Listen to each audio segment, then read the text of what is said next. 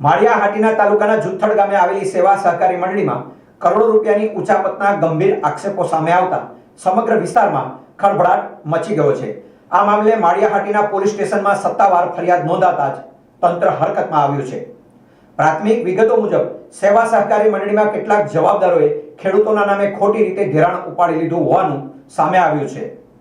માત્ર એટલું જ નહીં, મંડળીની અલગ અલગ ચોપડાઓમાં હેરફેર કરી અંદાજે 2 કરોડ રૂપિયાની ઉચાપત કરાઈ હોવાનું આક્ષેપોમાં જણાવવામાં આવ્યું છે।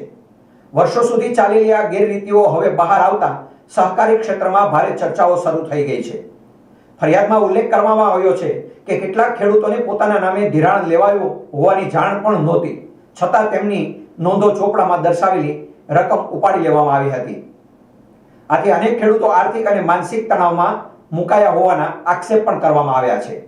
પોલીસ દ્વારા ફરિયાદના આધારે સમગ્ર મામલે તપાસ શરૂ કરવામાં આવી છે। દસ્તાવેજો, ચોપડા તેમજ બેંક લેવડદેવડની વિગતવાર ચકાસણી હાથ ધરવામાં આવી છે। તપાસમાં વધુ મોટા ખુલાસા થવાની શક્યતા નકારી શકાય નહીં। સહકારી મંડળીમાં થયેલી આ કરોડોની ઉચાપતથી સ્થાનિક ખેડૂતોમાં રોષ ફેલાયો છે અને જવાબદારો સામે કડક કાર્યવાહી કરવામાં આવે તેવી માંગ ઉઠવા પામી છે।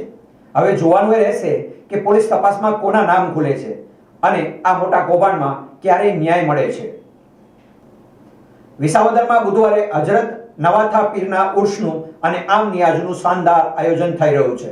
વિસાવદરમાં દુધાળા માણદિયા રોડ પર આવેલ હજરત નવાથા પીરના ઉર્સનું આગામી તારીખ 11/2/2026 ને બુધવારના રોજ શાનદાર આયોજન કરવામાં આવ્યું છે।